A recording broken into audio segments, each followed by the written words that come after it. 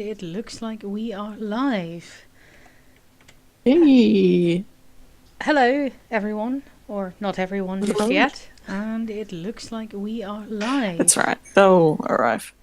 I should probably open chat for... I should also probably mute myself because listening to myself back with about 30-second delay is really awkward. Yes. Hi, Gilb.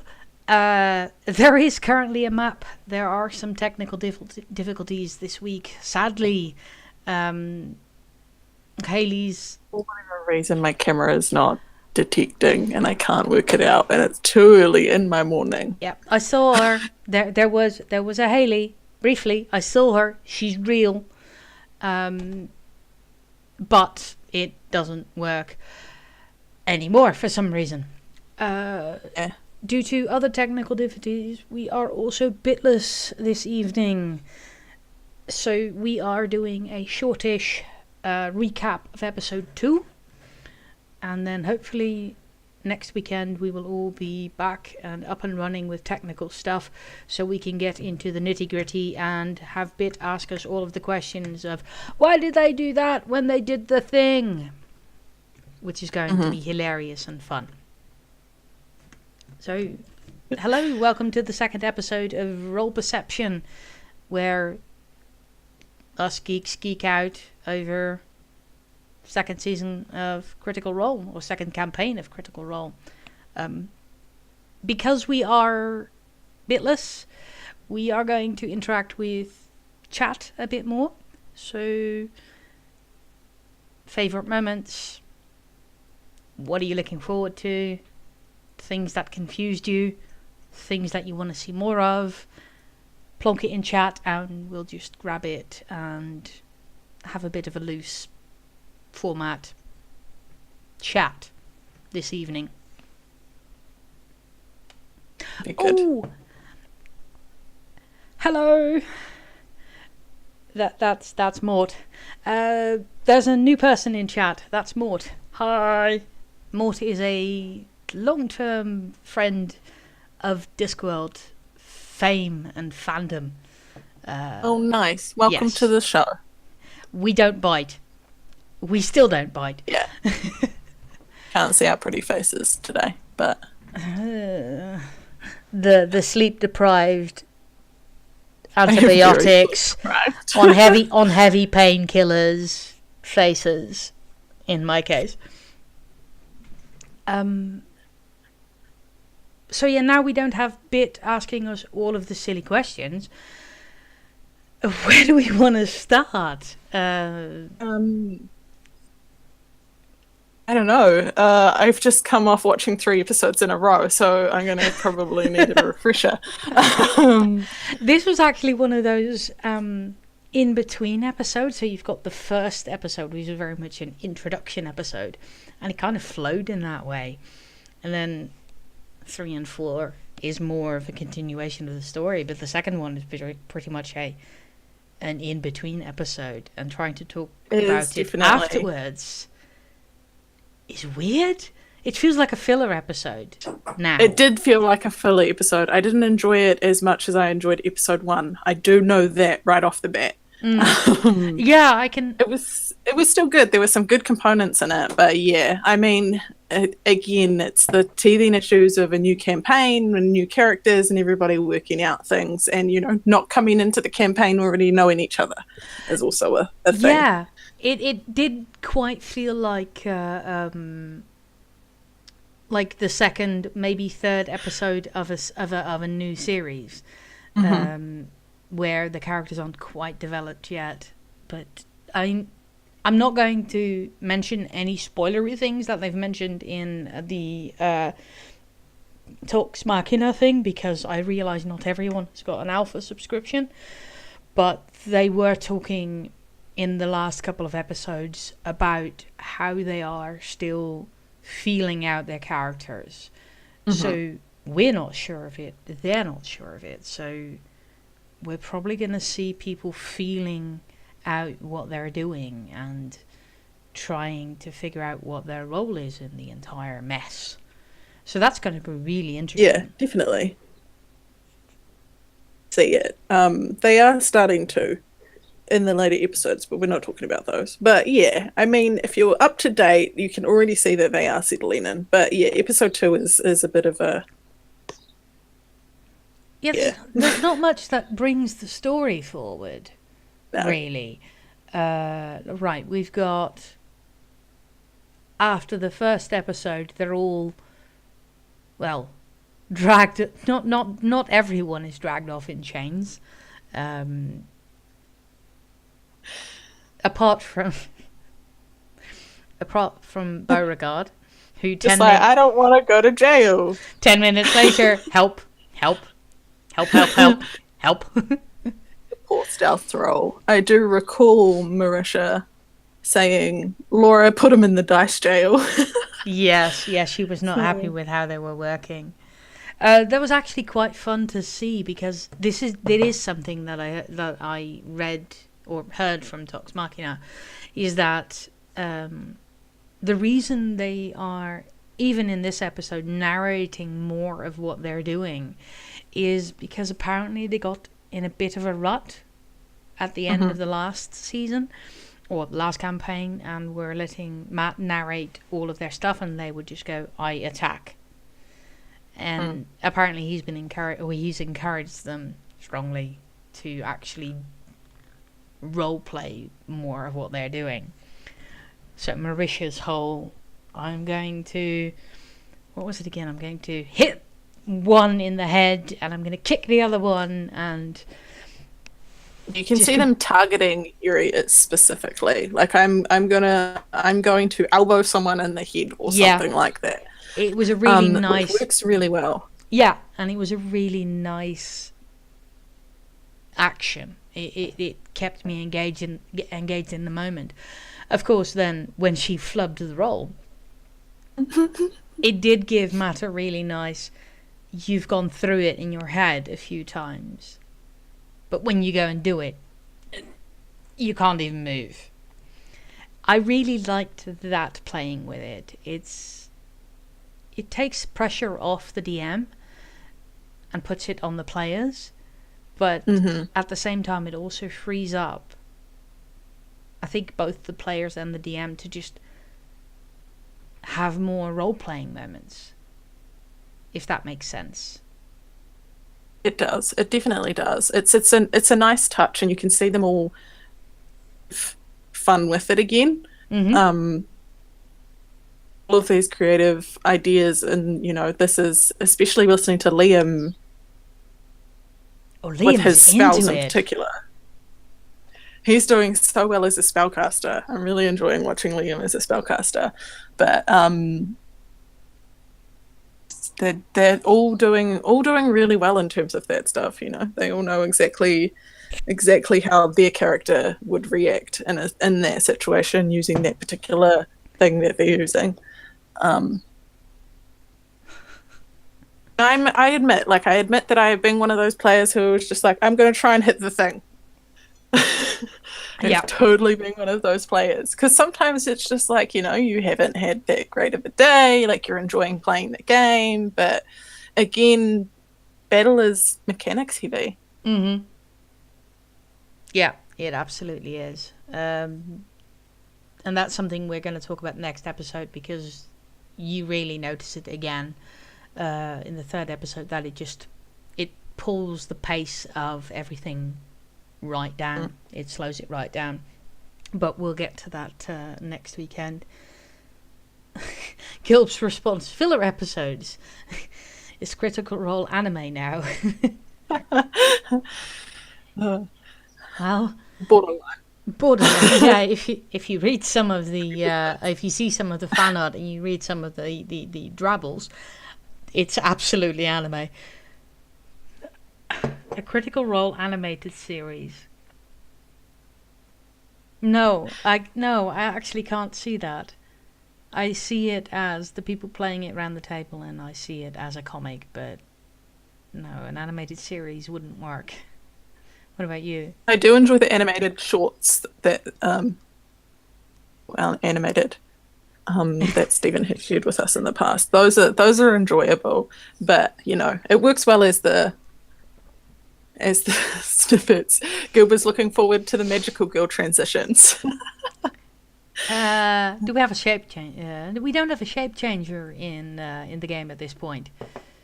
Who knows? Maybe Caleb is really a magical girl. That would make so many people so happy.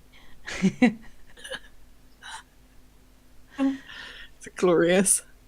I do love how they've made it canon that Caleb is just filthy and stinky all the time.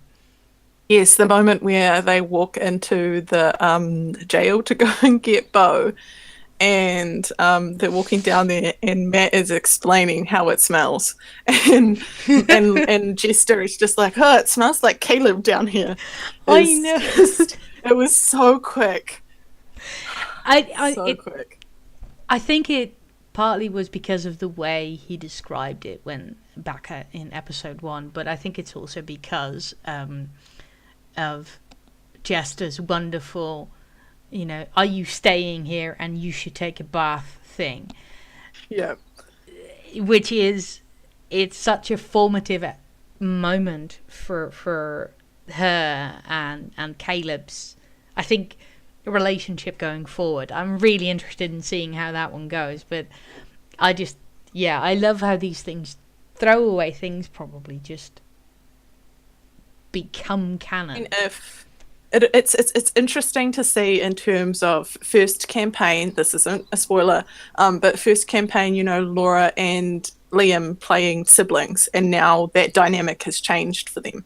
Mm-hmm. And Laura is just her usual mischievous self. So yeah, it's been like she's playing that up to the 9th degree with this particular character. Which is just so delightful. Liam's going to handle that as Caleb is a whole different thing. Yeah, because in many ways, it's almost like that. No, actually, if I go into the difference between the two too much, that will become entirely too spoilery. So we clearly need to have this conversation offline, or at least online, where I write a dissertation about the relationship between Laura and Liam as Vex Vax, and Laura and Liam as Jester Caleb, and and I could write a dissertation quite probably. We should have that conversation. Maybe we should put that in the Discord. Maybe we should have season 1 spoilers or discussion. I do think that we should have a one of those. Actually, I did tweet that one out last week. We have a Discord where people can come and talk about stuff. Mostly, it's been a day. Our Discord, I mean, we have a bunch of stuff there, but just jump in. You'll see what it's like. If there's anything else you think that we should add in, just let us know. I probably have the stupid little crown next to my name in the Discord because I was the one who made the page. Haley is our Lord and Master. No, it is no way just my Discord. I just want to make so you're not in charge of it. It's just your Discord. It's just because I was the creator. Discord has this thing where if you've created the Discord channel, now it puts a crown next to your name, which is stupid. It is. I hate it. We've got a bunch of issues with it in terms of the D&D server that I'm part of as well. I can absolutely understand, because it does because we are culturally hardwired to recognize that as a status symbol, and I can absolutely understand how that doesn't work for you, but it is kind of amusing to have you push against it so hard. It is really quite amusing. But this is not a thing. I will stop poking you now. No, it's okay. It's fine. I get it. Like, it's just I just want everyone else to know that, it's not, I'm not in any way, shape or form the only one that's in charge. No. It's just the three of us. It is a something. A trifecta. No, we are very, very egalitarian. Yes, we do, in fact, also try to abolish monarchy. Yes. Can you do it twice? Yes. I Proportion. think Discord is the one that will push against you on that one. Proportional voting. It's a thing of the future. One man, one vote. We need a veterinary, probably. Sidetracked. It's fine. In terms of, it just being canon that Caleb is smelly, there was also the moment where Ford says, "Hey, where are they? Like the stinky one and the little one." Yes! And even Molly was just like, "Is that how you describe your friends? Like, what?" Yeah! And Molly just going, right, so Stinky and the little one, that's clearly how you refer to your friends.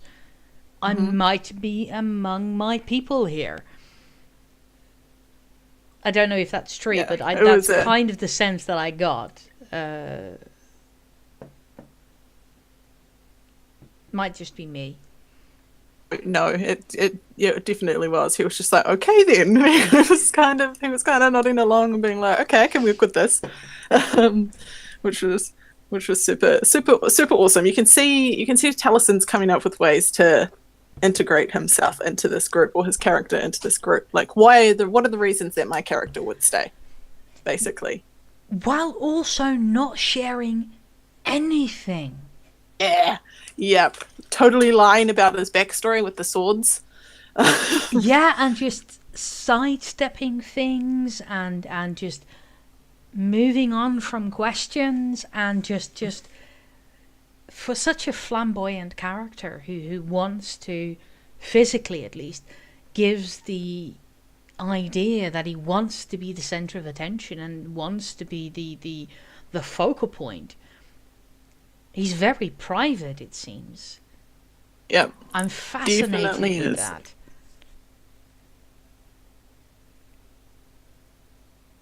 I mean it's a big thing, especially in this particular episode when we got a lot of people's a lot of how people met each other and all of that. So, hearing people talk about where they come from and how they met each other and all of that, and then Molly just not being interested in any of it, was pretty, aside from his relationship to the circus. Yeah, you do have to work at fitting in. Because I can see at least 4 points in both the first and the second, well, definitely the second episode, where any one of the characters could just have gone, nope. But that doesn't make sense. From a role-playing perspective, it would make sense. From a character perspective, it would make sense. But the whole idea that you're playing with your friends and you are in a campaign together, you have to work at making it work for your character. Which is also an interesting push you, pull me. Is that how you say it? Dynamic? Where you go, my character would just bail and just not come back. But we have a campaign that we're running with friends. I have spent 3 months building this character. I can't just peace out after 4 episodes. The whole discussion with Caleb and Not, and them deciding whether they were going to peace out. Yes, I liked that. Yeah, it's definitely a good way to handle that whole situation. Is that their particular characters would, in that situation, be like, "I'm out of here," Yep. But they have to stay for the and you have for to the story for absolutely. And I suppose you have to trust your partner at that point, as your role-playing partner at that point, because essentially Caleb says, I wanted to come here so that we could maybe find a group to be with, and you go, yeah, that's really cool, that's how people join in a group. And then he just goes, but after hanging out with these idiots, the lunatics, I've completely changed my mind, and he's ready to bug. And that wouldn't work. Well, it would work, but that wouldn't work for the campaign / whole playing with friends and the new characters that they've all built thing. So it's then up to the other person, Sam, to pick up the ball and come up with an idea why they should stay. Yeah, and go, hey, well, they drew attention to themselves, so I think that we're safe. Yeah. And Let's see how it goes for a little bit longer. Yeah. And skinky doody. If everything goes a bit skinky doody and everyone loses it. Oh gosh. Sam is delightful in many ways. So delightful, but also Laura running with that later on in the episode. Yeah. And being like, the word I want to focus on with this whole money change thing is kinky duty. Yes. Oh, I love their relationship, the one that's building between Knot and Jester. It's lovely. It's like big sister, little sister, and I'm not entirely sure which one's which. No, it is really, really difficult to tell. Apparently didn't. But the whole Jester disguising herself and the person that she chooses to go up to being Not was amazing. Like, hello! Her whole voice and her whole sequence was just... And Not just going, whoa, no, I've got nothing to do with you. Oh. Yeah, I'm really loving the interaction of how they're bouncing off each other, and this is not a way we've seen them stretch their muscles before, because they were, when we came in at the first campaign, they'd been going for... Their relationships were very well established. Yeah, but they'd been going. Yeah, they'd been going for 2-3 years. So it was all... They kind of all knew how the other one would respond, and you could get character growth, but you missed the... Who are you? How do you fit together thing? And the delight that everyone takes in discovering something. Everybody is still, in episode 2, everybody is still so excited about each other's characters. Yes. Travis. Travis is just like a little boy in a candy store. He is. And also he so is... happy. And he is so in love with Jester. And he is... We talked about this in chat. But he is so in love with Jester. Just putting aside whether or not Fjord has a crush, or Ford, or Fnord, or however you want to pronounce his name. Whether or not he has a crush on Jester... Travis, the person, is so into Jester. And it's kind of really cool to see. It's adorable. But even just their little... With the seating changes in this particular one, you can see, like, moments where, where Fjord is trying to convince the Lawmaster to let Bo go. And then Jester just pushes it that little bit far because she has to. And he just interrupts her. And then after that whole interaction, he just looks across the table at Laura.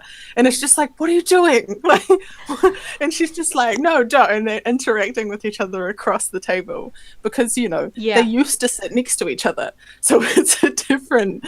They have to interact differently with each other now. Yeah.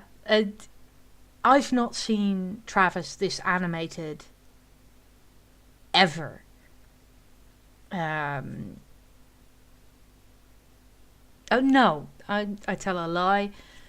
There was a stretch where he was very animated, and that had to do with part of his personal backstory coming to the fore, which was really wonderful. But seeing Travis step up and being other people and thinking on his feet and clearly showing you that he is someone who can mimic and be a chameleon and fit in is really cool. I really like that. I like that he gets to stretch his wings, so to speak. Yeah.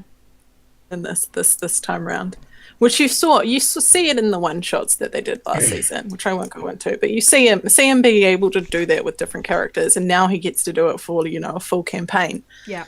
Really nice. Which isn't to say that Grog isn't a great character. It's just now he has a little bit more to work with. Yeah. I think he'll still hate shopping though. Oh yeah, I think so too. I did notice also Travis being shady about how he got his magic. Ooh, yes. Well, that's definitely going to come to the fore a bit more in the next episode. But yeah, he's very reticent about... He's new to this whole thing. Yep. And then he's just like, no, it's new. It's just something that came to me recently. And that's about all the information he gives you, which is, touching on his class, which is awesome, which I know things about warlocks. Yeah. And things. So if anyone wants me to go into that, I can. If not, then I will zip the lip. Yeah, I know about the types of... CJ just said, of course, he's shady about his magic as a warlock. Hey. No shade on Warlock here. Warlocks can, in fact, be good people. But, yes, well... Yeah, if people don't know about what the central concept of a warlock is, we'll be happy to explain. If you feel that would ruin some of the mystery for you, we won't. We'll just happily tell you in the spoiler section. And you pretty much all know us online, so you can always grab us personally. Yeah.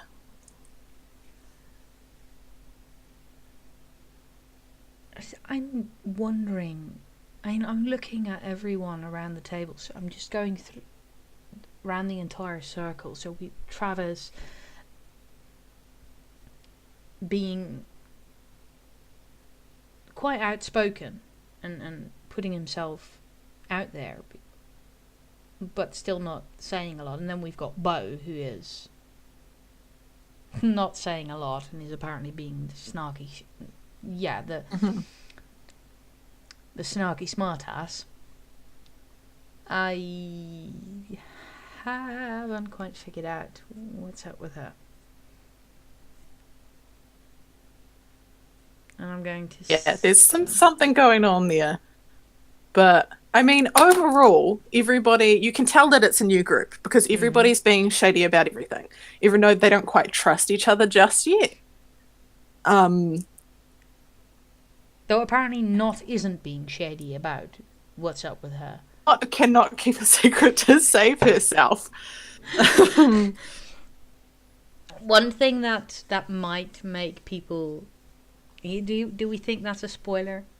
The Not remark of, she likes shinies and I love trinkets. That was an excellent... I don't feel like that's a spoiler. No. That's something you learn in like the very first episode. Yeah. It's a nice little throwback and hilarious because he's sitting next to Laura this time around. Yeah. So do you want to explain that one? So for those who haven't seen season 1, Laura's character is, yes, we said the summoning word for Sky. Sky's here. So the first season, Laura's character was Vex. Played a ranger, had a bear companion, animal companion who was named Trinket. Sam's character didn't really, like Trinket. There was a lot of issues throughout the season going on with that. So for him to turn around and say, I collect things. I love trinkets so much. Is Laura's just response such a was just good... wonderful. Was wonderful. Which is, I mean, it was so good. Yeah. And when we talk about Sam's character didn't like the bear, didn't like Trinket, we're talking whenever there was an option for anyone having to sacrifice themselves for any reason, someone would need potentially to be left behind or had to die or might die or whatever, Sam would always volunteer Trinket. And he would always get a rise out of Laura. It was Every wonderful. single time. So I'm interested in seeing how that one goes. Though that did lead into my in my top 10 of most favourite moments. Not and Jester talking about Not's coin collection and stick collection and rock collection and how she has sticky fingers, and Jester going, well, I don't, if you've got sticky fingers for rocks and sticks, that can't be too bad. And Not going, yeah, true, but these were people's canes and stuff. And everyone just loses it. It was so well played. Like, Sam's comedic timing is just perfect every single time. And you can see him. You can see he's waiting for someone to ask the question so that he can say the thing. Yeah, and then Bo asking if sticks are canes and walking sticks, then what are rocks? Oh, like rings. Yeah, the thing that people carry on their fingers and their necks. Yeah. But also the when he goes, people's canes and stuff, everyone losing it, but Taliesin and Travis, or actually I think Molly and Ford, just toasting each other, going, we'll drink to that. It's just I love these people so much. It was wonderful.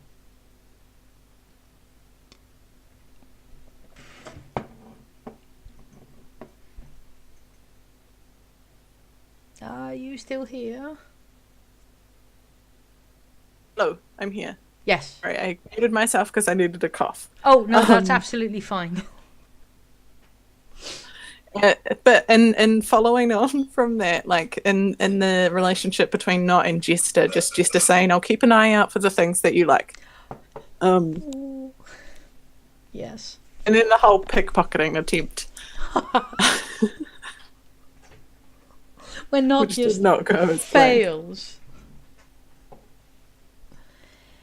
I love there seems, well, no, there doesn't seem to be. There is a chant that they currently have, which will come back again and again and again. And it's level 2, level 2. Because they're rubbish at everything. Yes, yep. They are. They're so used to having they're used to having Pass Without a Trace. They're used to having a proficiency bonus, which will be, plus whatever. You only have a proficiency bonus of +2. And that doesn't go up until level 4 or 5. I think it's level 5. Yeah. They're all floundering a bit, and I love it. It's so good because it's exactly what it's like. You still yeah. I mean, at the beginning of anything, you're still trying to find your feet, and that's exactly what all of them are doing. Yeah. But single way possible. And they're committing. They are going, I am going to have this grand speech at someone, and they go through it, and then Matt goes, roll for something, and you just sit there going, oh please, oh please, oh please, oh please, and everyone is just praying because you've just heard this wonderful thing, like Travis trying to convince the guard to that they can go into the tent. They are at this point disguised as Crown Guards, and it's a wonderful little thing. He just adds all these little details, and then Matt goes, roll for deception, and they roll, and they just go, I love them.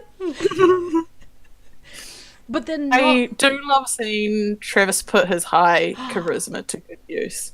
and his intelligence. But even his aside to the like out of character asides to everyone, it's like I'm new to this. I'm new to this stat. Don't fuck it up for me. Like it's so good. Did you catch, by the way, when they went into the tent after he successfully went through that, and they walked into the tent, he just went grog for a second. Yeah. It was just everyone just kind of went. You're really good at voices, aren't you? It was so good. Oh, I love it. So what Tenth else? thing is just as delightful this time around as well. Is seeing everybody having just different accents to really get into their different characters, and even in the first episode, just watching each other all react to the different accents and being like, "What is this?" And particularly, when Travis came out with his, everybody wigged out about that. Yeah. So seeing him slip between accents this time around is. Or even Laura when they came out of the Lawmaster's place and her saying, like, her accent is really strong. It's really hard not to match it. yes. It was so good. But yeah, in many senses, you get the idea that the characters are still baking. So what we're seeing now, I think, is very much their characters writ large, the big bold lines, and as we progress, I think details will start getting filled in, and certain things will get more attention than others, and they'll probably go, that doesn't work, and de-emphasizes, like in English, the bits that don't work as well for them, and that's also going to be an interesting evolution to see. It's wonderful. I love watching it. Watching all of this unravel, and all of them find their feet. My favorite part of being a DM. So watching them all go through it is, and just clicking into their characters is favorite part of running games.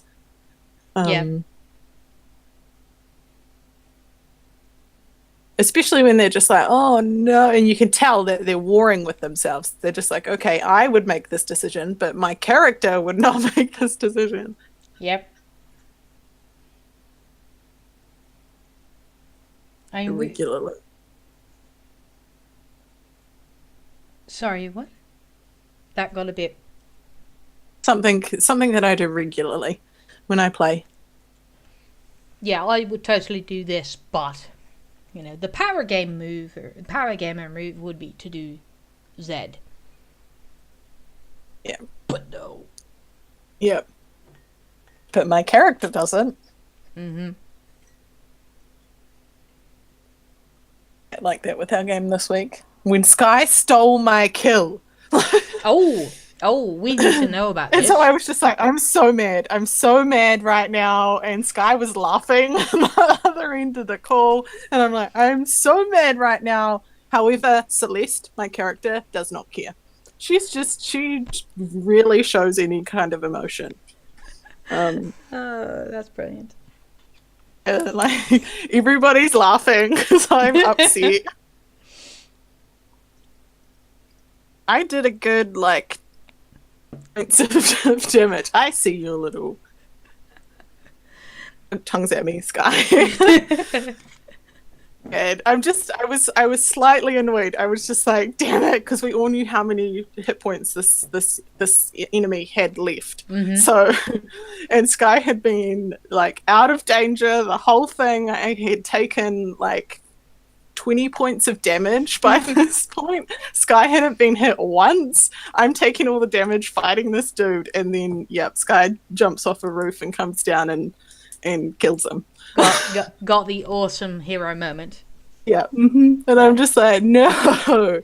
And all because I missed my last shot, the turn before I missed my shot with the crossbow, which is actually in character for my character. I roll really shitty for Oh no. for attacks.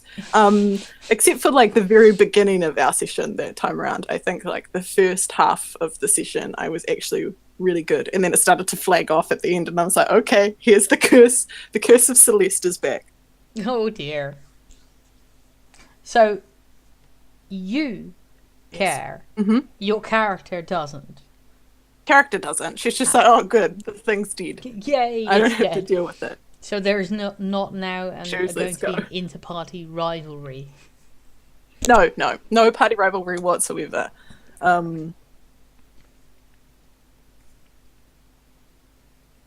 But I remember I used my inspiration. I used my bless spell, or my bless thing that I had with my. I actually need to remember that I've used that potion next session. I used Yeah, now all of having a that, bit and of an I argument going who did what. still didn't get it. Yeah, it was a whole thing. I used a bunch of stuff in order to hit, and I still didn't hit. No.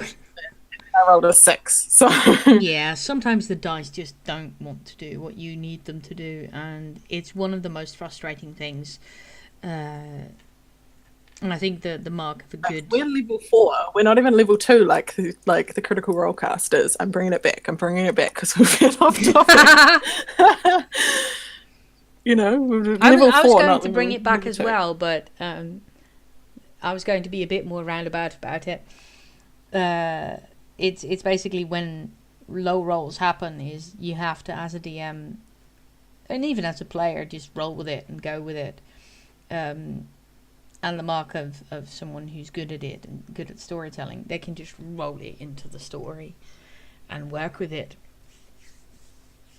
And that is something I do enjoy about this place. What else? I had notes. I have notes too. Oh, hey, NPC watch. Matt Mercer NPC watch. We have had a few this episode. NPCs that may or may not ever come back, but that we may love. Mm-hmm. So there is of course the barmaid already, from the Nestled Nook. There's the Lawmaster. There are a few from the circus, which we've already encountered. But this episode has got 3 so far that I really want to see more of. So there's the bar dude, the bartender, barman, Vosna, who's reading a romance novel. Who Caleb is completely scammed. I think he scammed him. He might not have scammed him. There may in fact be... I mean, he could have very well just said this, and then Matt will be like, yeah, this is totally a thing, because Caleb would know. Yeah. Which... Books. Who knows? Exactly. Well, this is one of those... this is one of those threads where you almost want to go, yes, Jay, we are getting to the gnome. Chronologically, he's further down, like we're keeping track. But yeah, where Caleb basically goes, but that's a wonderful moment of seeing what someone is doing at an NPC, and someone who has that skill or has that part of their character linking in with that successfully. That is just really cool. That's really rewarding to see. So whether or not Caleb lied about Samuel having written short stories, I can't quite remember what it is. Under a pseudonym. The Farthing's Embrace under a pseudonym. I'm not entirely sure what a Farthing's Embrace would be. Either very cheap or something completely different.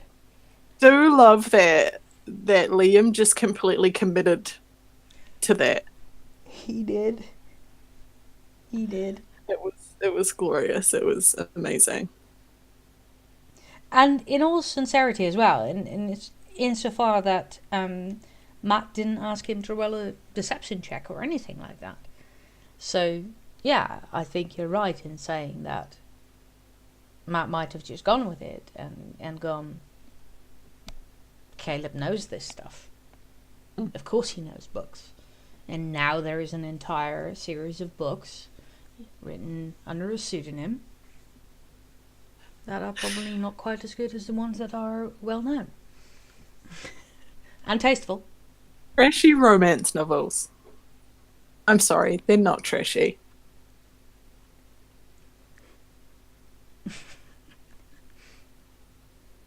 Oh Lord.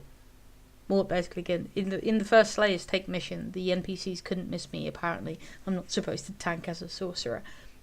No, don't. That's bad. Mort told me about their campaign, which is no spoilers, but it's set in just after the last major thing in the at the end of the first campaign. Oh, nice. Yeah. So that's really interesting. I'm really interested to hear how that one goes. Yeah.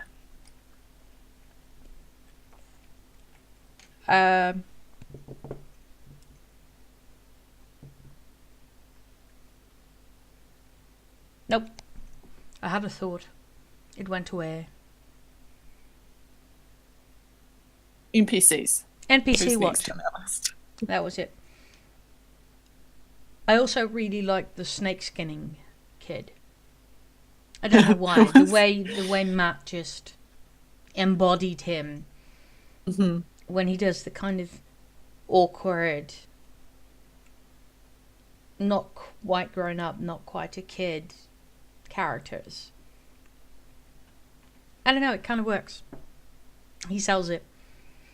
He does it really well. And then there is, of course, the gnome. The gnome from, what was it? I can't remember the name. Stephen does bring up a fair point that since season 2 takes place only a couple of decades after season 1, we may see loved PCs from season 1 again.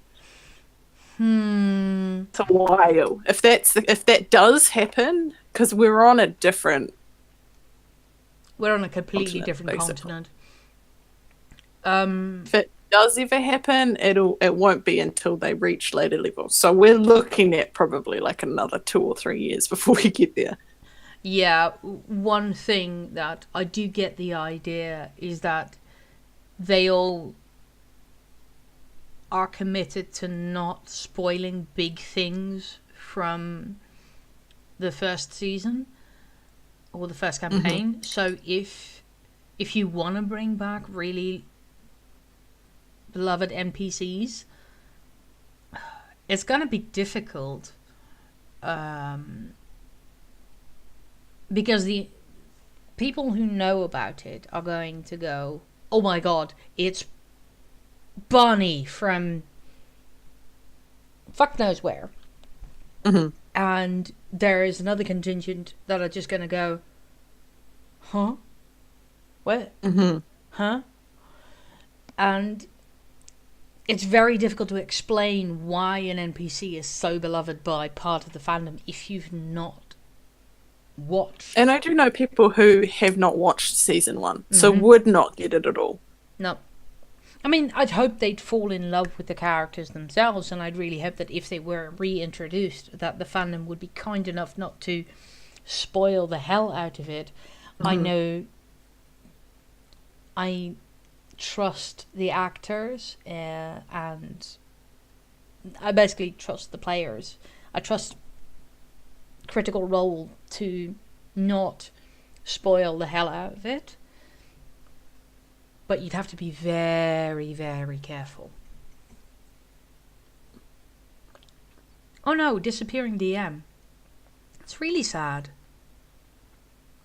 Sorry, Mort mentioned that in channel. Yeah, I just saw it. Ah, so it's not that... I have also had that.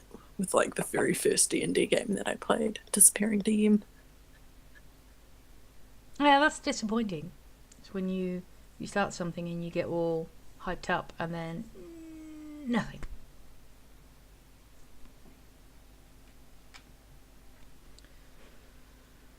Right. The gnome. The old crotchety gnome. I don't write down any of the NPCs' names.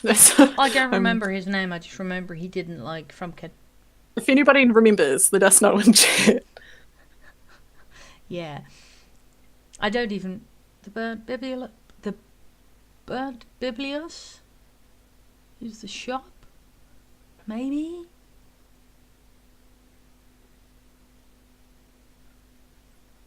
Anyway. But yeah, it's this shop that Caleb and Not go to. And Caleb finds some books. And Not finds some trinkets, some interesting things. It's yeah. Go look for something. Like, find something that will help you do what you do best. Rolled an investigation check. Both got 21. And Sam saying, I'm looking around for baubles to steal.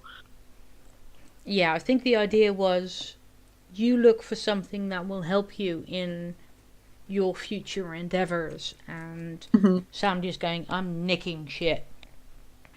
Which is just delightful. Totally in character. But yes, the NPC, the sniffing of the books to price them. Yeah. I really don't like Frumpkin, so I'm hitting him with a sack. When Caleb inexpertly tries to bargain with him. Would you like a magical cat?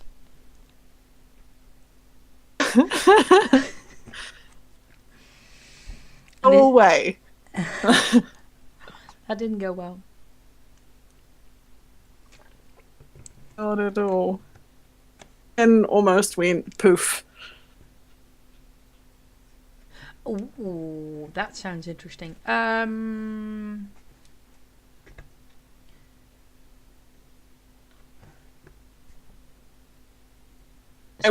did make a note to explain familiars for Bit because we were talking about it and she did ask me. However, she's not here, so I'm wondering if we I can't just do familiars at the moment. So we'll do it when she's back next week. Yeah. Maud, if you want to poke me, DM me on Twitter, give me a link to that Discord, because I'm hesitant to have it go into the general chat right now, but I think we do want to set up a season 1 spoilery channel on our Discord, because I think that Discord link, if it's open invitation, that is a Taldore Discord running a bunch of campaigns and Slayers take one shots, I think some people might be interested in that.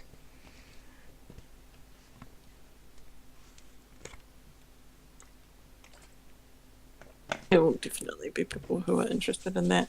Yeah, so Mort, if you want to DM me that, then I will make sure it goes on to our Discord. As I said, if it's free, or free joining. If it's not, let me know, and it's fine. If it's not open, then totally understand. Speaking of campaign guides, I really want the Wildmount campaign guide now.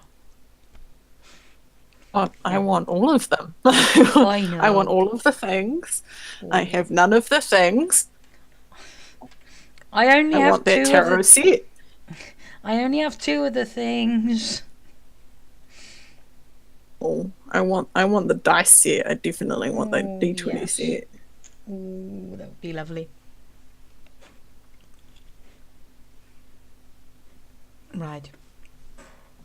many things. There are too many things that I want. I don't want a poster though. I'm very good without the poster. I didn't grow up. Well, I did grow I don't up. need the poster. Yeah, I did grow up in the early 80s. You know, the first the first decade of my life was the early 80s. It was the 80s, and it's fine. I'm good. Once they start getting the really big character posters that they do, always want like the watercolored ones that they've had in the past. Oh yes, yes. Please. Time to mention that we do have a fan art page on the Discord, so that we've been dropping links in there. Apparently, it's supposed to be favorite fan art. Apparently, every fan art is my favorite because I just keep dropping them. Yeah. If you see fan art, if you've made fan art, please share made it. Yay! Thank you. Also, sorry, Maud. I mean, no, that's fine.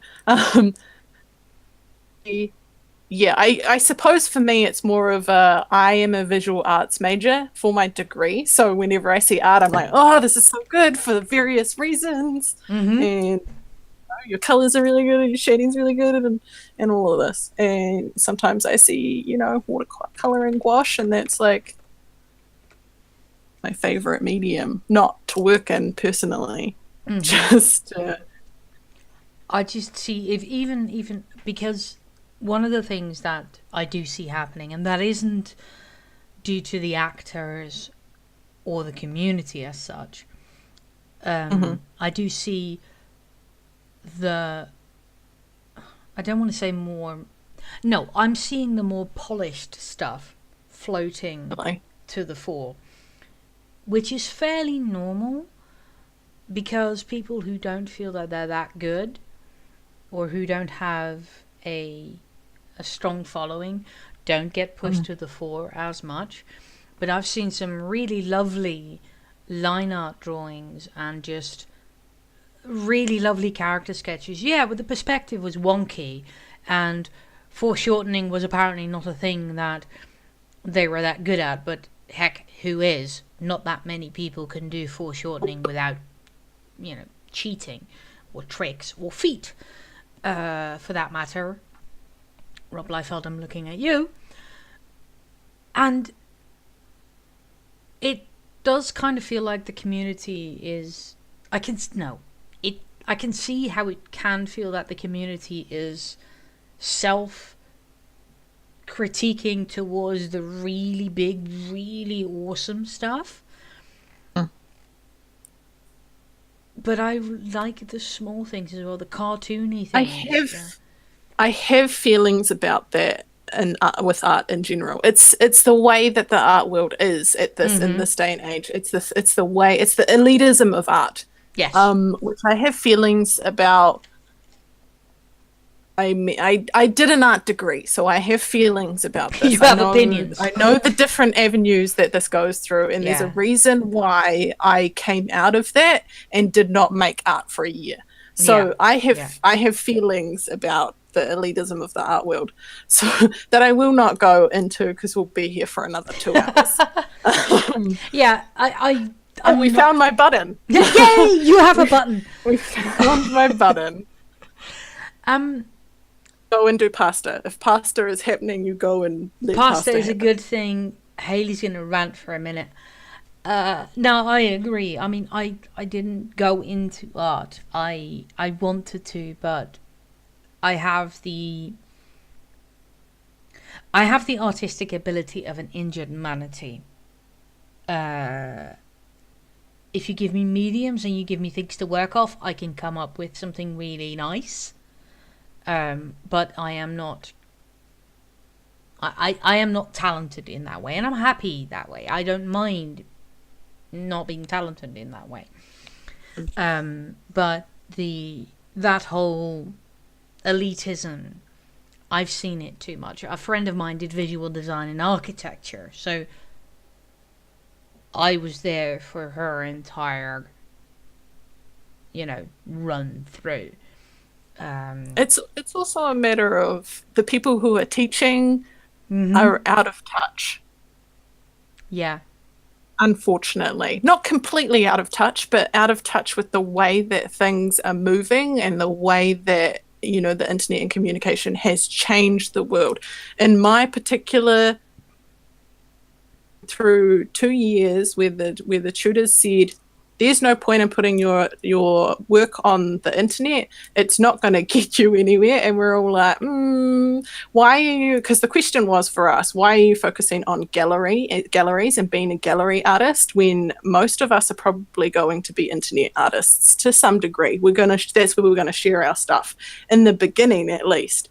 Mm-hmm. And their whole thing was, no, we're not going to even touch on that. And then there was a change about halfway through our second year. Well, probably actually 3/4 through our second year, where they were just like, hey, the internet is totally just as important as gallery. And we were like, what have we been telling you for the last 2 years, year and 3/4, whatever it was? Oh, Lord. So it was a whole thing. I think it was actually the first 2 years, and then we walked into our third year, and then I think it was about a month or two in, and they were saying this, and I was sitting there like, excuse me? I tweeted about it. There's a rant there if you want to read it somewhere. I don't know if you're ever going to find it, but it was a couple of years ago already. So was that around the time Stream Fam started? Or just before? Because I remember a little bit after. I'm fairly certain I've been around for one of these iterations. They're always really fascinating and interesting to be not a subject of, but be subjected to, almost to be the audience to, because I think it was probably right before I started stepping more into Stephen's side of Stream Fam, because Stephen was streaming while I was at Tech. Yes. Oh my god. I missed a lot of streams. The lovely man at Burnished Biblios is called Oglin Horseblower. Yes. Thank you, Stephen. Stephen, once again, being the responsible adult. What would we do without Stephen? There would be significantly fewer hats in our lives. There definitely would be. And fewer no doubt about it. Mm-hmm.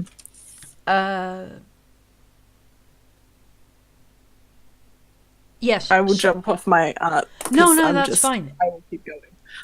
that whole rant thing, the elitism of art thing is also why I wanted to. That is why one of the things I would love to do is for people to give us not just the really cool art, which admittedly is really cool, that is retweeted by the Critical Role people. But if you have a friend who does stuff, like even fan fiction. I love me some fan fiction. But fan fiction, fan art, fan media, like I love remixes. I love GIFs are different, and with Critical Role, it's difficult because you can't put clips together like you can with Stargate Atlantis, or you can't do really multimedia clips set to music because it is essentially a static medium. It's just a bunch of people playing D&D on the internet. But it is things like what's their name? Eponymous Rose, I think it is, who did you know the one, who did a whole bunch of highlights, the best of all the characters from the previous campaign. That is art as well. It's curation. It is, but it's still an art. It's still an art form. Editing and putting it all together in a coherent manner and making it flow nicely is still a creative endeavor which needs to be encouraged. So I really want to encourage that. And while I've looked at some of the artwork and I've just gone, God, that's amazing. I want that 5 feet tall on my wall. The ones from baby artists where you can see it's one of their first or one of their early pen sketches, but they've nailed the character. Mm-hmm. I think what we're saying is that those beginners, they're just as amazing as the bigger stuff that you see more often. Exactly. And they need more love.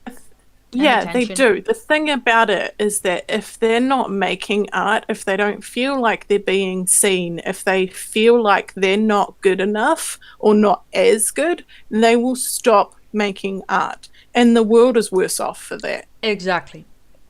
Absolutely. And baby artists of any stripe and any age, at whatever point they stepped into a fandom, need encouragement, with caveats, because there are always caveats. I mean, it's the idea of the it's the idea of the shit sandwich. You compliment, you say, you compliment, then you say, but you could have done this better, and then you give another compliment. Like, you have to soften that blow for them. You have to soften that blow for people. Yep. Or, if you've got critique, put into critique first of all. That's the big thing. Some people just want to put their art out there and don't want to deal with it once it's out there. Yep. And don't want the critique. Ask whether or not, or check whether or not artists are happy with critique. And if oftentimes, artists know where they fall down. Mm-hmm. They know what their weak points are, so they don't need other people that with them. And more often than not, in their own work, an artist will see more flaws than what the audience will. Yeah, you can never do, yeah. You don't need to tell them about the foreshortening trick, because they probably know about it and have thrown it out the window at least 10 times, because they can't get their heads around it. Or they can, but not their pencils. Whatever. Impressed. Illustrators always impress me. Because I cannot illustrate. I did an art degree, can't draw for shit. I'm a photographer. I'm a moving image artist. Those are the things that I know. Or paper cuts. Paper cutouts I can do. Paper cutouts, not paper cuts. That's a different thing. You are the different king of paper cuts. Ow. Well, related probably because your cutout art is really gorgeous. Your final, I think it was your final project, wasn't it? It was my final project for, I think, the first semester of my final year. Yeah, I mean, that one was moving image work. I was thinking about is that the rainbow? Yeah. Yeah. Gaze trope, yeah. I was addressing that. That one did just the thought, and actually the process of you creating it and us being there to see you create it almost is still one of my favorite memories. Just watching you work on it and then seeing the whole thing and what it ended up being was a wonderful thing, and it I still I love it. And I want to redo that work at some point. I will work it out. I will redo that work at some point. But the original bit is valid. It's a little bit different. Things don't quite work out the way that you imagine that they're going to work out. So I would love to redo that work at some point. But it wouldn't be the improved version. It would be version 2.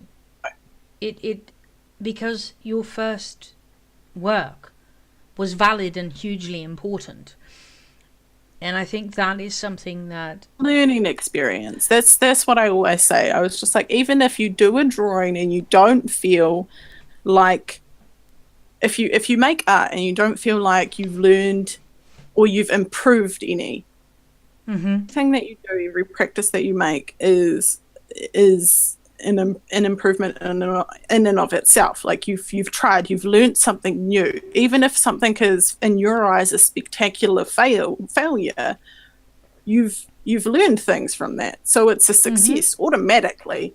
And I feel like that it's not drilled into people enough in the art. Artists just have the typical self-deprecating attitude, you know.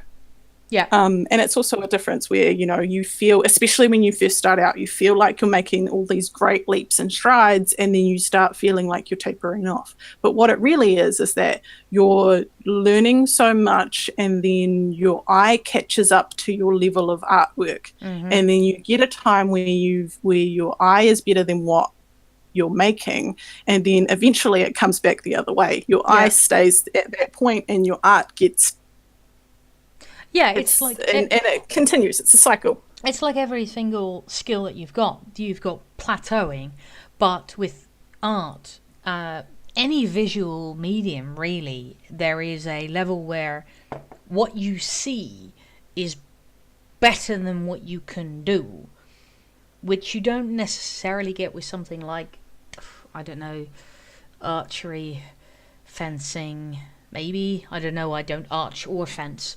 But it's that, trying to catch up to that and trying to stop yourself from going, well, I'm clearly shit because I can see all of this stuff that's so much better than mine. And I can look at my artwork and I've done it all wrong. And I kind of want to play the part of being the person who can go, no.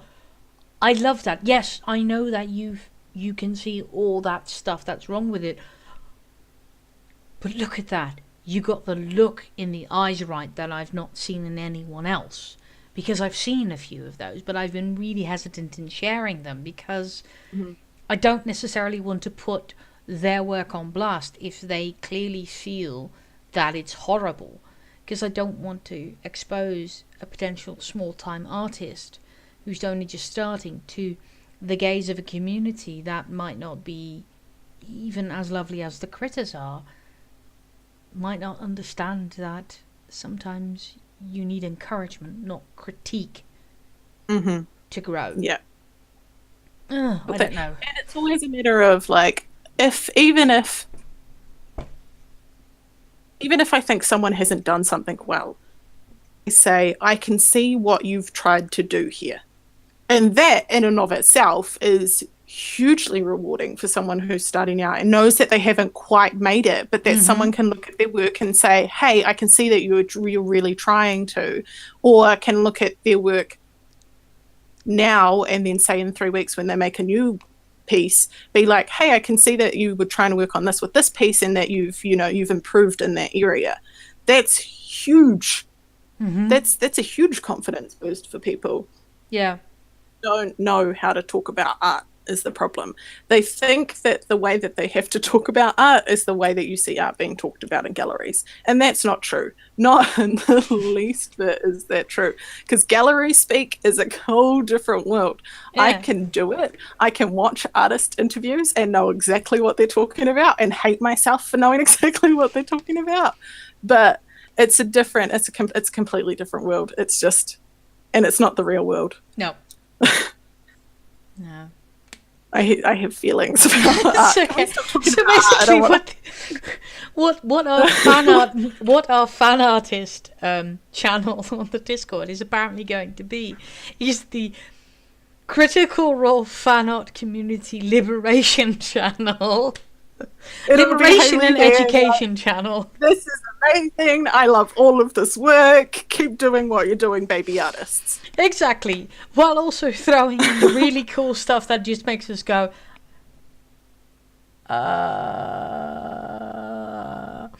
But yeah. Yeah, as Annie says, I have feelings about art stream. Yeah, this turned into Hayley talks about art for half an hour. Thank you for loving the I have feelings about art stream. Next week it will be the I have feelings about dinosaurs stream. I don't know if that's going to be the case, but will eventually be a stream like that, I'm sure. But yeah, that's kind of what I want to do with the fan art, and that is toekomstmuziek, as we say in Dutch. That is literally something that I would hope is something we can do in the future to build that up enough that we can go, hey, we really like this bit. Are you okay with us putting that on our channel and put that on Let's blast? totally We lift really love it. Look. Let's lift the baby artists. Yeah. Love the baby artists. We need all of them.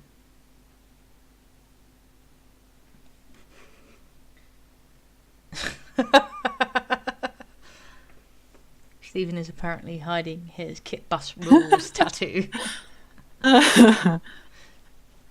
You can still love Kit. Like the artists, yeah, you're allowed to like the artists that you like. I'm not saying that you can't like the amazing, the amazing art that you see. I mean, I know some amazing watercolor artists that I follow that do traditional watercolor fan art of Critical Role. And they are amazing. I mean, you see their work. It's Marine Lahane. I think I've seen you reblog her stuff. Oh, I have reblogged many of her things. Yeah. It gets a bit overwhelming at the moment, so I just go Yeah. And blackout. Brain blackout. My brain just goes, I love it all. It's all amazing and wonderful. Which is not really useful, but... Okay. Vein as art. I want to go character design. Oh. What character design? There were, I mean, like the character design in terms of the Critical Role crew and how they've imagined their characters. And I know that they touched on it in the first episode, is that they basically said, like, this is what I did for my character, and then our artist went and did, Yes, the these new artist characters. is really quite good, by the way. Mhm. I prefer Kit's style because I like the scribbly style a bit more, but I really do love that particular art style. Yeah. So good. But there were, even in this episode, there were a couple of moments with like us learning a little bit more about characters in terms of how they've designed them. I mean, like Jester with her symbol of the traveler at her waist. Yes. And then at some point, a Ford saying, "Hey, do you have pockets to put this stuff in?" And Caleb's like, "Yeah, I've got heaps of pockets." And then Sam looking across the table at Travis and being like, "Did you design a character with no pockets?" And them laughing about it for a little while, which is As soon as that happened, I was like, "Welcome to the world of women's clothing." Yep, I love the fact that Jester apparently has pockets. Pockets are good. Yes.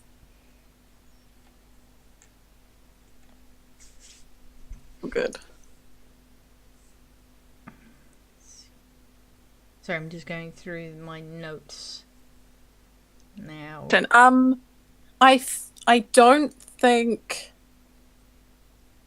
I think we've touched on most of the things that are fun to talk about, so to speak.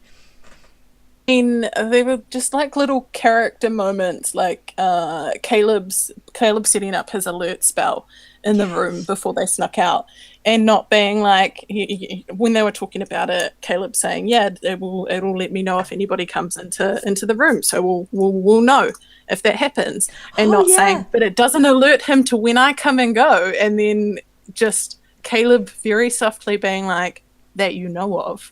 And not sort of wait, what? Was brilliant. Oh, and the little bit where they the bit where they had to convince the two Crowns Crowns guards. Sorry, the painkillers have kicked in. It's okay. The Crowns guards that Caleb was taking not to the and the others to the stockade. Yeah. That was one of my... And his natural 20. It was so Jester attempting to hide by just squatting in the water. And hey, like, what are you doing in there? I needed to pee. Not in the Oosterloch. I know. And I'm just sat there going, level 2. Oh man, the way Caleb and Ford bounced off each other as guards was really lovely. Yeah.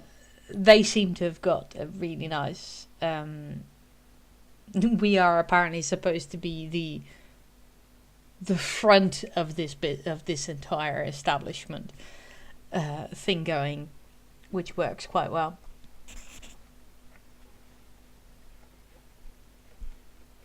Yeah. It's I love it. I love all the characters. Yes. Oh We God. didn't finish NPC Watch. Well, that was the old crotchety gnome who licked his things. The circus. Wow, that sounded better in my head. Okay, moving swiftly onwards. Circus folk as well. Oh, hang on. Stephen said something in the chat, by the way. Has there been a clear description of Bo? Because some of the fan art makes her look quite dark-skinned. Yeah, I think she is quite dark-skinned. I don't know if she's supposed to be a specific... Well, it hasn't been specified whether or not she's supposed to be a specific ethnicity. Mm-hmm.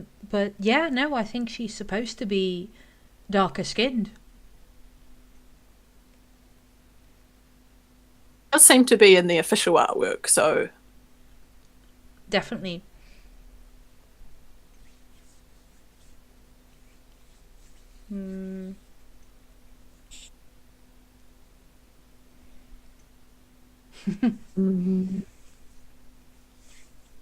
yeah, the circus sneaking into the circus.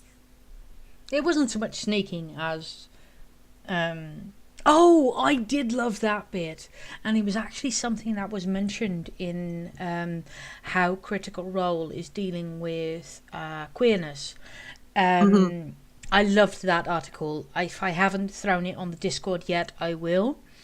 I just loved it. It was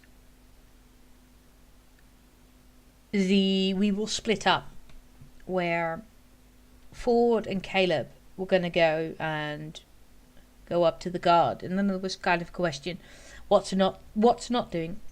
Not coming with the girls. What's Molly doing? Molly doesn't mind, and it is something that Taliesin mentioned in a Tox Machina episode, and I don't know if this was for that specific episode, but he doesn't care. Molly doesn't care. He's a he, or he's happy to identify as he, but he doesn't mind if there's confusion, or if someone refers to him as something else. He's fine with that. And I mean, Taliesin is a treasure that we need to protect. I love him fiercely. In many ways. So delightful. He is. He's also one of the people that made me realise that I should probably consider re-upping my meds during the whole business because of the last summer, because I was going through all of the episodes and I was going through all the talks stuff. And there's an episode of Talks where they ask, what did Critical Role do for you, and what does role playing do for you, and what's been the most important thing for you for your mental health. And Taliesin basically went meds and therapy. And that was the moment I went, well, not that moment, but that was one of the moments where I went, maybe I should go back to the doctors, and I did. So yeah, I all of them are cinnamon rolls, too precious for this world. But Taliesin I am very, very fond of. But that's really cool. I really like that Taliesin is playing with that part of his personality. And I'm interested to see what he does with it. Excited. I'm honestly so excited. It's like it's the excitement of a new group being formed, and I mean, or, being disappointed because they've been told that they have to stay in the inn and everything, and then kind of pausing, and then just the biggest smile crossing Laura's face, and just her being like, "We're a group, you guys." Like, was just that was delightful. It really was. It really was. That Also, moment of initial disappointment, and then the all come together so not easily, but in a natural way, it didn't feel forced or anything like that. okay, we're all in this shitty situation together, so now we've got to do something about it. Yeah. Though Not and Jester should not at any point, or not shouldn't start a detective agency anytime soon. Good lord. Although, Laura's detect undead, or detect... The detect evil, the fiend thing. It was more when they were talking to people and then just went, it is... Not Toya. Orna? Orna is the older lady at the circus. Yeah. Toya is the Toya is the little girl, but they basically went, right, we need to talk to people. Okay, right, let's... To the toad! Okay, clearly it's the toad who's done it. Wait, no. And then Toya said something about Orna. And it must be Orna! And just... that whole sequence was just... I still don't quite know how they did it and why they did it and what happened to make them think that it was Orna, because there was no proof. It was literally just something Toya said, and they just got something about not getting along with Orna, and then they were just like, oh, this is totally a thing. We've cracked the case totally, wide open. Penny owns us right. They totally cracked the case. Yeah. Oh gosh, and Jester... I did want to say. Yeah, sorry, go ahead. Oh, I was just going to say one thing I was going to say about Toya is the voice that Matt did for Toya was amazing, and just watching Travis be visibly excited about it was also amazing. Yeah. It's kind of creepy. I still have the note going, Toya's not creepy, but the voice is kind of... Something's not right there. I mean, he's had creepier characters. Yes, absolutely. No spoilers. No spoilers. I also loved Jester attempting to charm person. I think it was charm person. Yeah, it was. It was charm person. And it's a dream. And just mouthing to him, going, and the whole flipping her hair and being cute. Not attractive, but just being cute and slightly otherworldly and completely failing. But the guard is going, yeah, okay, I'll go along with this. It would have been interesting to see what would have happened if the charm person had worn off before Carrie turned him into a zombie. Which is, by the way, how the episode ends. It is Carrie jumping out of his tent, zombifying two guards, and just frogging, toading off into the distance.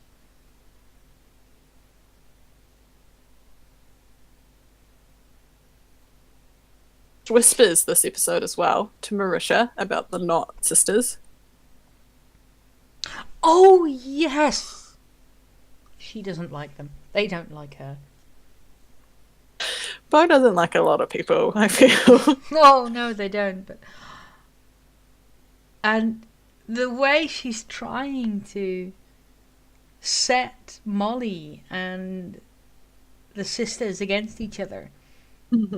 And Molly just walking around them and going, yeah, they're arseholes. They're my arseholes. That whole dynamic Oh gosh, I had heart eyes. It, It was great. yeah. Definitely a family dynamic going on with the circus. I love how those two don't like each other. How Molly and Bo just don't like each other and don't trust each other. It makes for an interesting dynamic, especially after I mean, I don't like, because I know that we're avoiding spoilers, but at some point you have to make connections between the Yep. way that they interacted with their past characters and the way that their new characters are interacting with each They other, were because so it's very close. different. If you think about the Caliph Percy relationship and now the Bo Molly relationship, it's just everything is so different. Yep. That's where you also then have to bring in the, and this is why it's difficult to talk about, because not just the dynamic between the two of them, but the dynamic between Keyleth and Percy and Molly and Bo are rooted into the type of characters they are, and you can't talk about the first campaign without actually going into who Keyleth was and who Percy was and how that interacted with each other. So we're basically just cutting half of the conversation off. So please watch the first campaign so we can talk about this stuff. Kind of.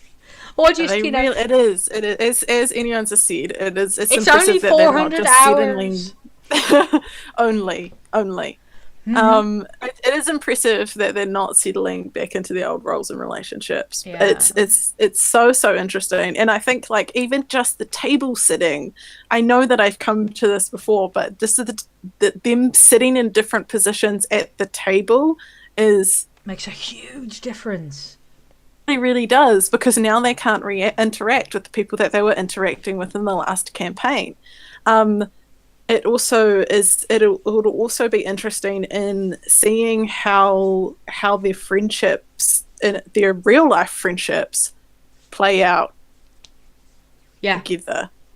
Because you get used to seeing it. You get used to seeing Marisha leaning against Taliesin, and them sitting there like offering each other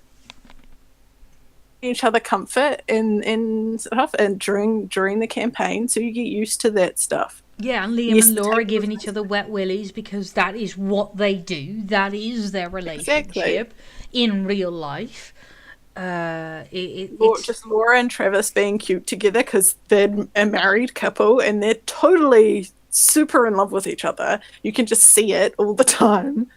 Yeah, it's really quite fun to watch the end of, or the Talks Machina from the previous season and now, and seeing the same dynamic between the two of them, and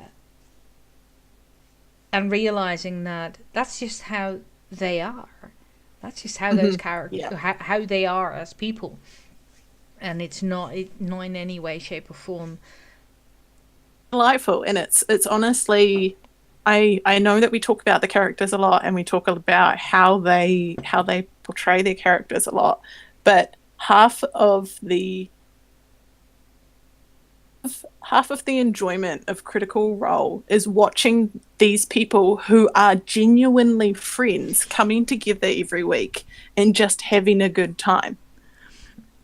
Travis's first response when you start the episode is just key.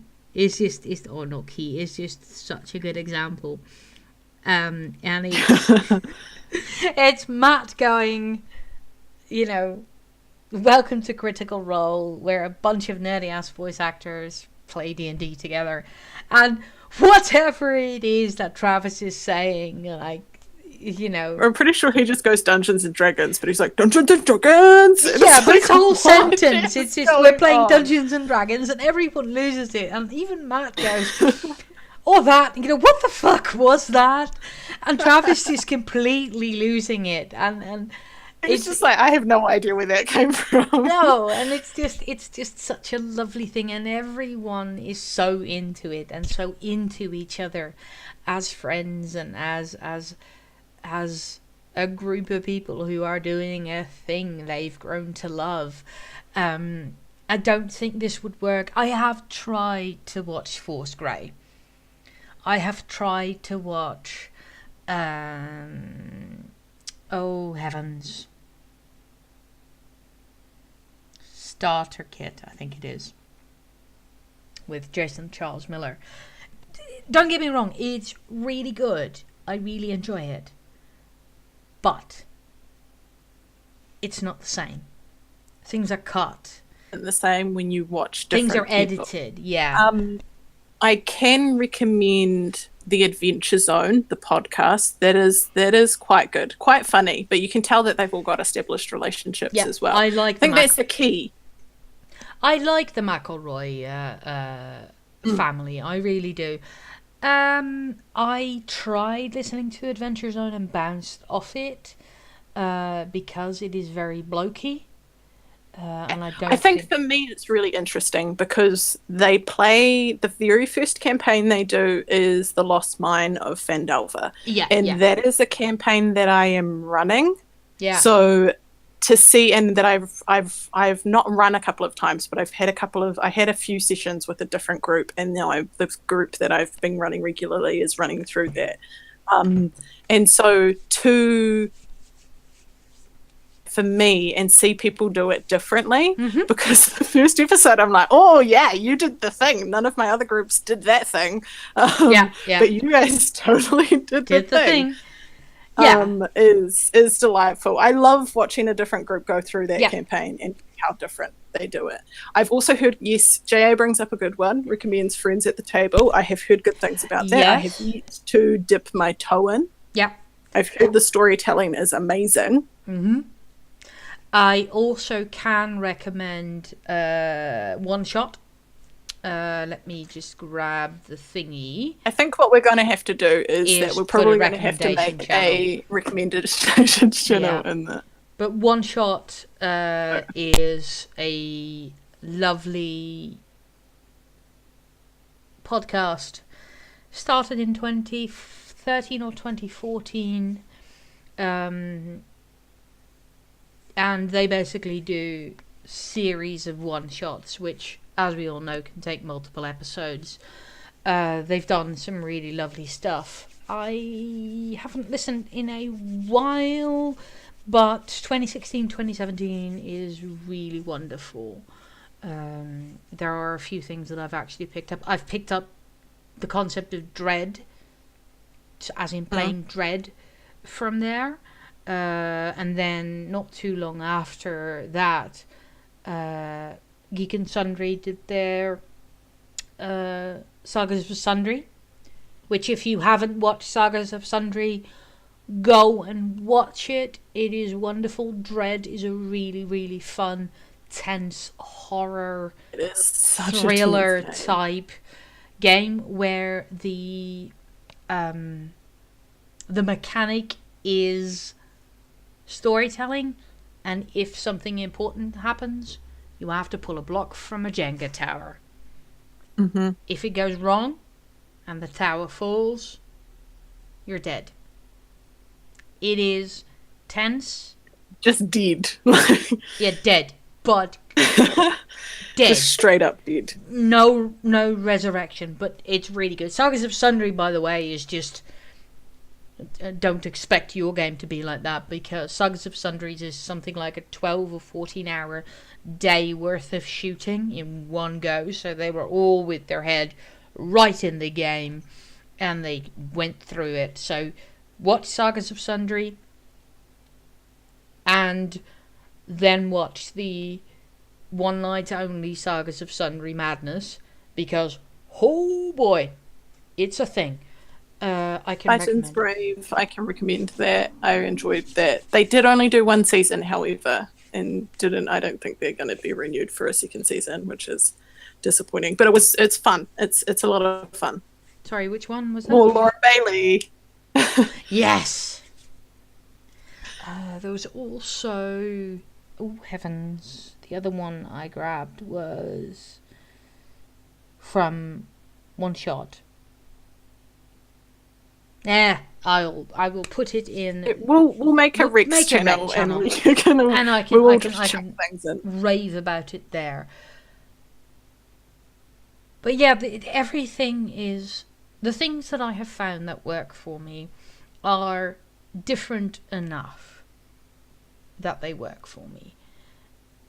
They don't have to try and hit the Critical Role itch, because that's already being scratched. I'm not looking for something that hits that spot. And I can see how other people aren't looking for something else that is exactly like that, because who needs another 4-hour commitment? The trouble is you're not going to find anything that's exactly like Critical Role. Nothing will ever be exactly like Critical Role. And the reason is that, you have these people who are professional actors. So, that comes with an amount of theatre in their play, as well as you've got Matt Mercer. Every DM is different.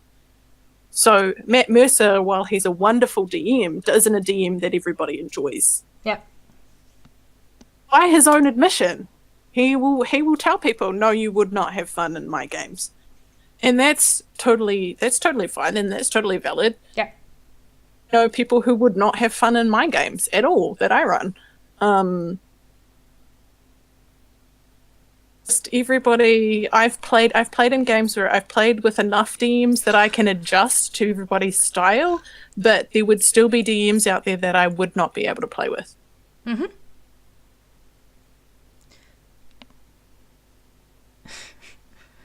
Aww. I thank you for the compliment. It was good. It was good. I had fun. You guys had fun. So you told me. It was very enjoyable. It was a lovely thing that would have been great to lead into. I don't compare. I don't. It's not really a comparison to people like Matt Mercer. I think if been doing this for far, far longer than I have seen. Well, so there's also someone. I think there's also one thing that we should really point out is that you don't have to be Matt Mercer. You don't have to be Laura Bailey. You don't have to be a voice actor to do any of this. Not at all. Nope. You can literally just come up with an idea or steal one off the internet. Find a couple of likely looking people and just go have fun. Main thing. That is just the only thing. Fun with your friends. Yeah. It's like everything else comes after. I can look at people that I know are brilliant DMs and, at a level that I want to reach one day. But even in terms of Matt Mercer, I know that, there's this big perception that Matt is the best DM that you could ever possibly have. And it's just not the truth. No. Like, he is amazing at what he does, and he's an amazing storyteller and of that. But there are things that even I think that he falls down in. Mm-hmm. Not any fault of his. It's just not something that he's focused on as a DM. Yeah. And that's fine too. There are things that I don't focus on as a DM, like I actively avoid. Yeah. I absolutely. So while he's someone that I admire and someone that I'm like, these are the parts of Mercer that I would like to incorporate into my own style. It's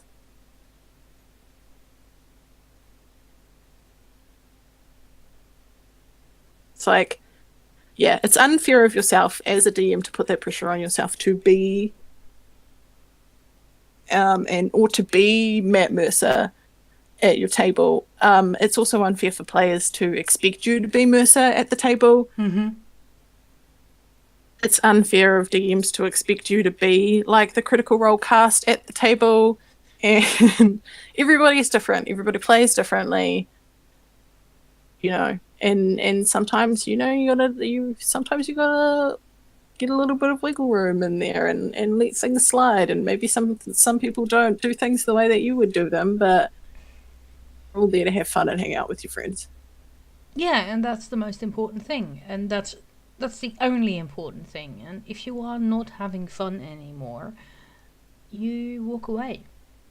And that's fine. Done that. I was playing Adventurers League for a little while because I wanted a real life game, and it was the only way that I could find it. Like, I could actually go to my local comic book store and play it. But it's just so intensive with the rules system, and everything has to be, it doesn't leave a lot of room for role playing and for getting into your character. So, and that was the thing that put me off. And I stepped away. Sometimes it's hard to do and you feel like you're letting people down, but you know, you've got to do what's best for you. Yep. If you're not having fun anymore, the best thing is to step away. Just recently had this with my gamers. I've had a couple of players who stepped away because of life stuff, and you know, that was their choice, and they apologized profusely to me, and I just said, no, don't even worry about it. Like, I've loved having you at my table, so to speak, because we play online, and if you ever want to come back, just let me know and I'll try and work something out. Like, you know, it's not their fault that life stuff has happened. Yeah. And as Anion says, but a player who's not having fun, they're also not going to be fun to play with. And that's exactly it. Same goes, if you're a DM and you're not enjoying yourself, stop.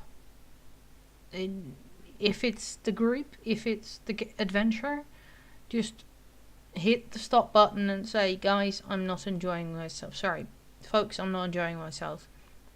I am going to look at it, look into it, and see what can be done. And we had that with the Quest Complete server, where Kiwi, who is our DM over there, for our particular campaigns, just said, I'm not having fun with this campaign. I'm feeling stifled. I feel like you as a group are feeling stifled. I think we changed to a different campaign. So we did. We rolled new characters. We started a new campaign. We just left that one where it is. And maybe we go back to it at another time. Get up and try again. But if not, then, you know, everybody was happy. Everybody made the decision together to move on. Yeah. I mean, with so many things, communication is key. And you would think that with a game that you're just playing with friends, it would be easier to communicate, but turns out it's not. The same geek social fallacies apply, the same worries apply, when in reality it's just better for everyone if you acknowledge that something isn't working and try to change it together. Even if that change is to just pull the plug. But it's always, yeah. If everyone's going to have off moment, but if it's a consistent thing, yeah, exactly, Anion's. It's why I dropped out of my Tuesday evening group. I was doing other things, or I wanted to be doing other things. Other things came up, and I wasn't enjoying that as much anymore. Stepping back was the best thing to do. It's sad, especially if something has been running for a couple of years, but out of 10, everybody at the table is an adult and everybody understands that life happens, and you sometimes you just have to be like, hey, I have to step out, and I don't think I'm going to be back, or I just have to step out for a apologies, my cat is exploding, versus apologies, my cat has a congenital explosive disease. I don't know why exploding cats are a thing for me, but they're not, fortunately, by the way. They're literally not. None of my cats that I've ever owned have exploded, but it's a thing that the brain weasels do. Exploding cats are apparently an anxiety trigger for me. You explain Understandably so. it makes no realistic sense. No cat But it's anxiety brain. It makes no realistic sense. I know. Logic brain is being like, this can't happen. Anxiety brain is like, this is totally happening. No cat in my entire life has ever exploded. It is not a thing that I am aware of any cat in the history of people owning cats having ever done. But apparently it's a thing. God's only knows. Acting careers, Shakespeare step blind spot. Blind spot. I didn't enjoy it so much though. Yes. So like while yes, also shaking my fist at blind spot, I'm also like, but I like watching it. I mean, there are moments that I don't like watching, but I do enjoy it. It's kind of that when you watch both, if you watch Critical Role and you watch Blind Spot, you can kind of go watch Critical Role and then Blind Spot again, and you get your dose of Ashley. But then there are weeks when Ashley isn't there, but she wasn't on Critical Role. Oh no! We are just ignoring the fact that it's months in the future. That was enjoying the Critical Role references. Yes. Blind spot. I do enjoy them. I think we have gone pretty far off track. Yeah, we're off topic. we are off the map. I think we should call it a night, really. Yeah, I think I've talked about all my points that I wrote on my thing. I definitely talked about all my points. I'm just going to go through them to see if there's anything quickly that I wanted to mention. So I don't know why I'm doing this. Nope. During the investigation, when they went to the kid, when they saw the kid that was skinning the snake, and then out to Molly and being like, we did that, and then Molly goes, oh, that was your work, and Bo being like, well, they helped me. I'm not an egomaniac. Yes. Like, give credit to the whole group and move on, dude. Like, that was amazing. That was wonderful. That was a lovely little Bo moment. I'm interested to see how that fits in.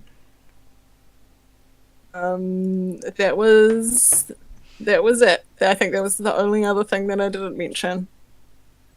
Now we've touched on most things, so let's call this a night. Lead us. Yes. Yes. We will be hopefully tech-related issues being fixed. Be back. I may need to I have some updates on my computer, so that might be what's stifling my camera performance. So I should probably do those at some point. We should have, well, it's also sleepy time for me because I do have work tomorrow. Not as early as last week, but I do have work tomorrow. But we are hopefully going to be back with a bit next weekend. If we are, we'll be doing episode 3 and 4, which will kind of conclude the current starter arc, so to speak. Mm-hmm. So it's really interesting to talk about that. There's going to be some combat. There's going to be some character moments. It's going to be fun. We have some role-playing next weekend, so the date and time has not yet been agreed, but I will let people know on the Twitters and the Discord. In the meantime, come and join us on Discord. Hit us up on Twitter at RollPerception. If you want a Discord invite link and you missed it in the chat, hit us up on Twitter. You can find us on our respective Twitters at Haley Terry11. And I am Sassifet25. Bit can be found at bit_raptor. He, as I said, will hopefully be back next week. We miss you, Bit. We are not complete without you. No.